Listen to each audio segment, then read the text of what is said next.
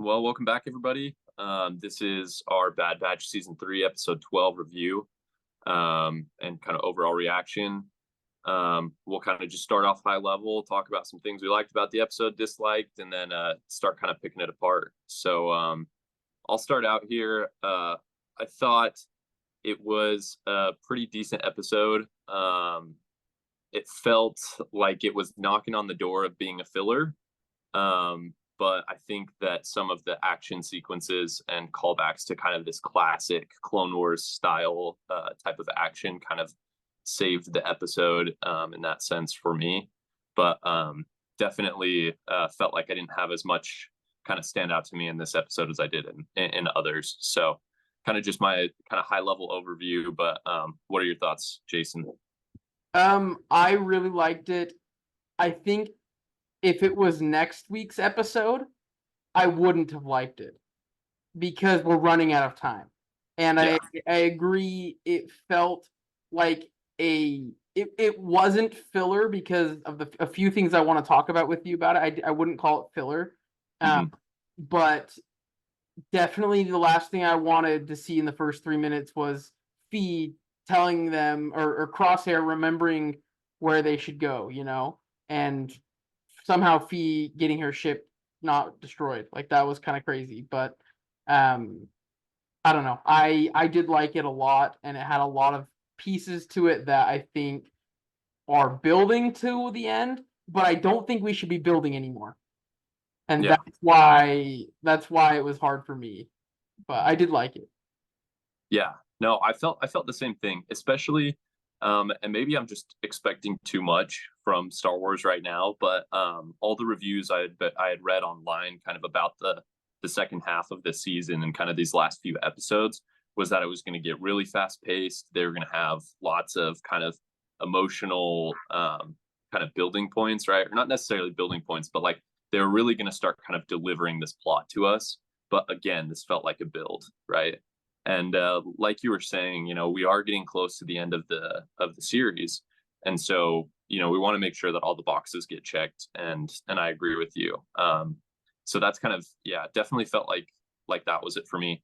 Again, I think like one of the main reasons that felt like filler to me as well was I didn't feel like there was a ton revealed. Like kind of just starting out at the beginning of the episode, right? We have some dialogue between Hunter and Wrecker and Tech, right?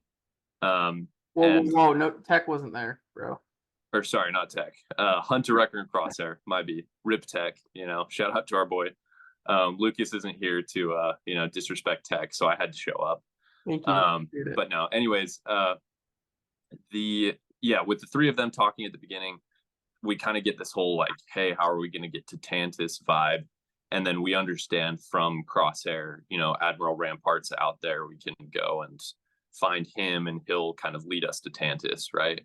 And so we have some kind of additional storyline there of like, okay, Rampart's got some in it at Tantus, but besides that, like I felt like there wasn't any big reveal, and there wasn't anything that really moved the story along because we saw Emery at Tanta's base with Omega. Emery's still kind of in the same mindset of like, oh, I feel bad about what I'm doing, but she keeps on going, right? She hasn't stopped. She's not helping Omega. She's not helping the other specimens, right?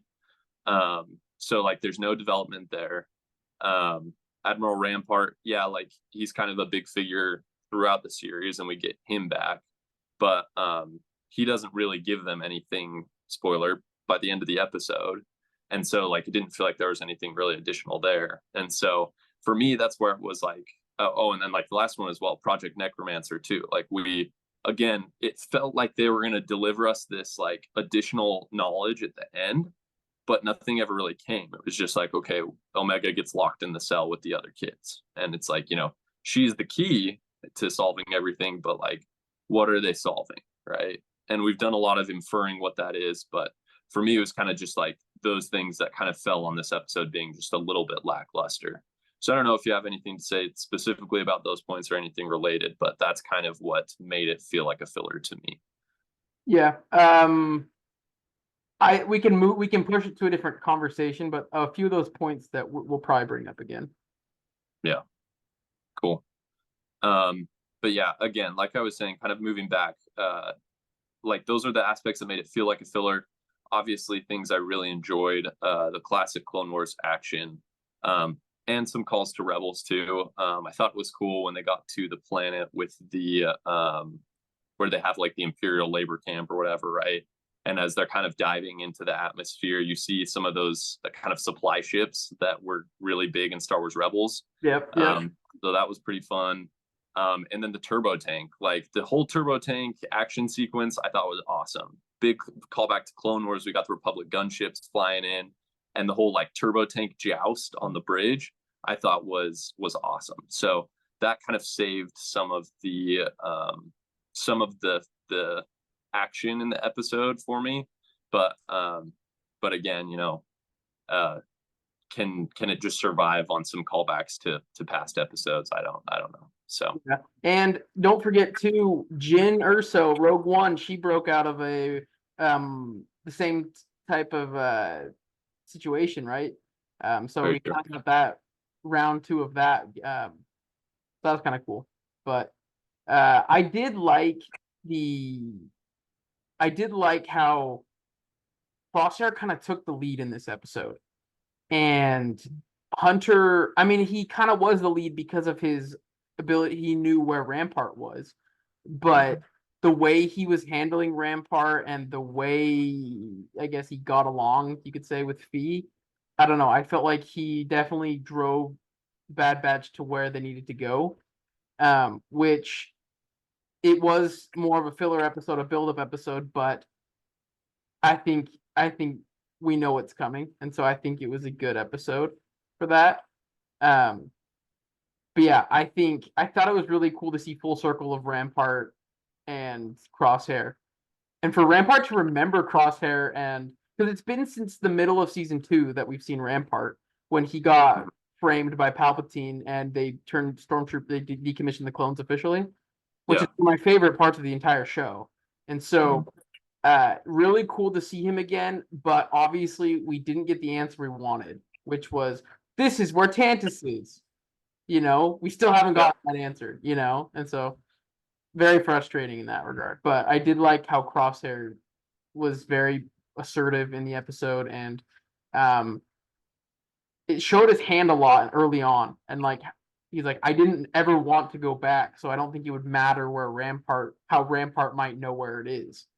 Like we were all away from there. We never needed to go back. You know, like a lot of PTSD. It sounds like still.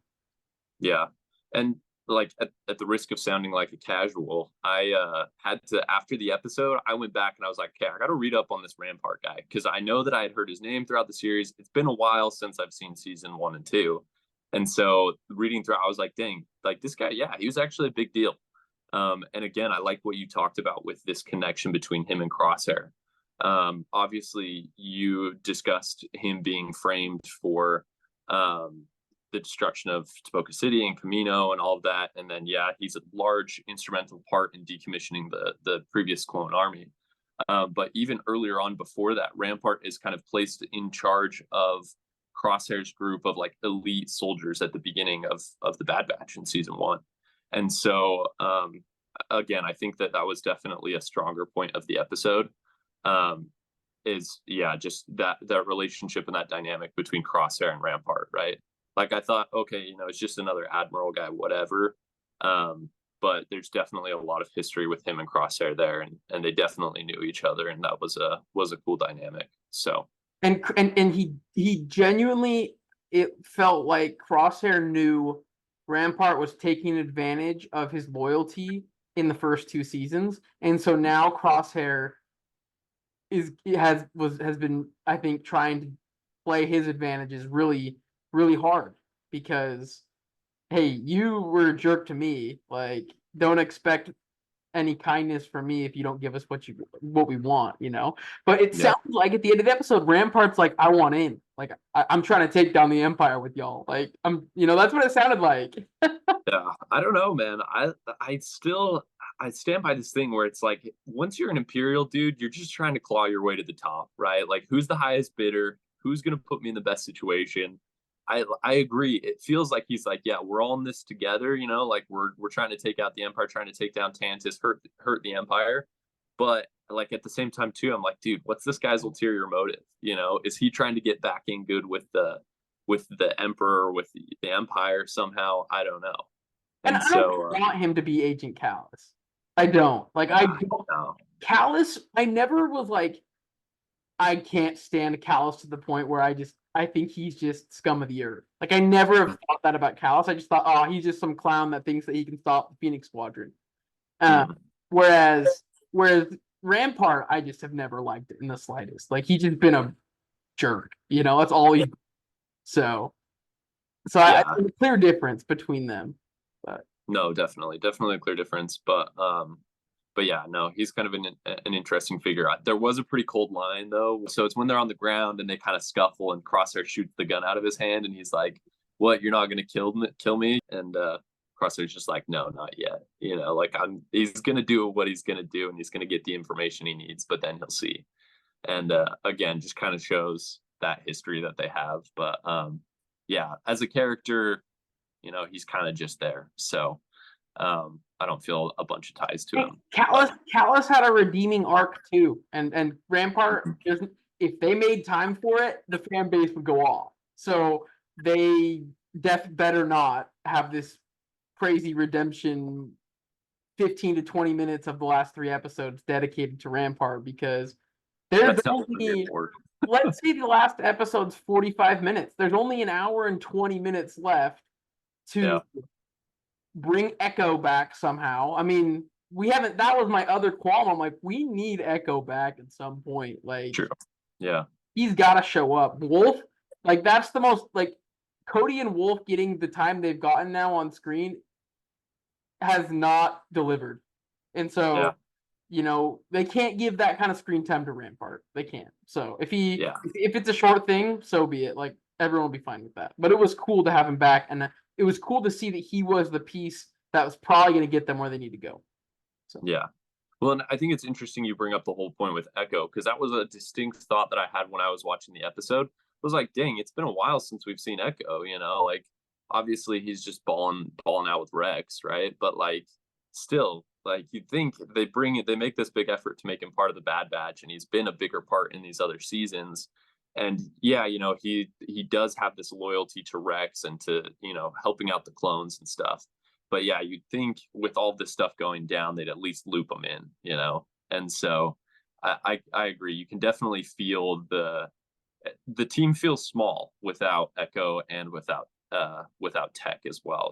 So but I agree, we're running out of time. Something's got to happen in the end. So we'll see who they kind of give that. Well, here's another thought.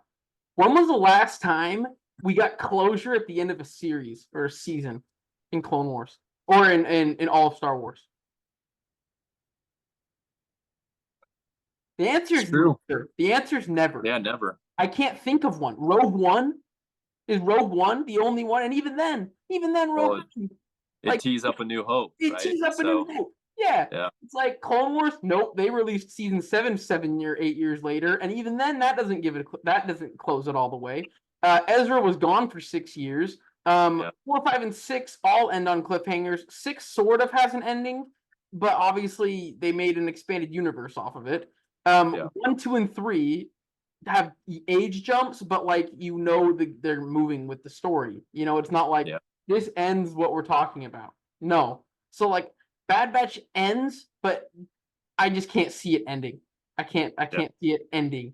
There's too much history in cliffhangers by our guy Dave to just be content with like, oh yeah, we're never gonna hear from this again. Like no, like it'll show up.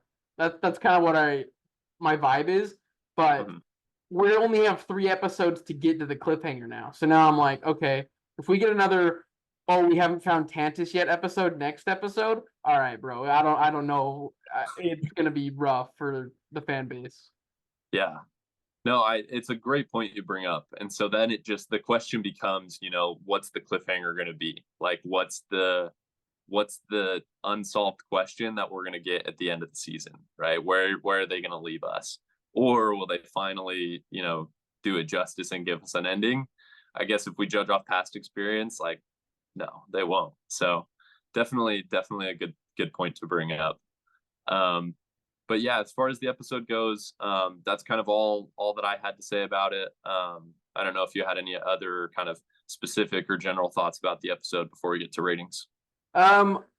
We didn't really hit on you brought up the whole Emery thing and how she hasn't changed. She's still in this middle phase. I thought it was interesting that Hemlock had to ask her a second time if it was okay for her to continue the operation, because she kind of was like, "Oh, Omega's back! Like, what the heck? Like now it's getting real. Like now she's got to really be the new Nala Se, and she's still just trying to play the other side." But I agree. I thought we were going to see more with Project Necromancer, and I don't think we're going to get anything else for like on top of just like the specimen. I just don't think they're going to put more into it. I could be wrong. Prove me wrong. I hope we see more. I hope we see a Zillow Beast. I hope we see Crosshair's clones or whoever tech clones. I don't know, but a new Bad Batch, like a Clone Force 99 clone. Like Clone Squad. Yeah.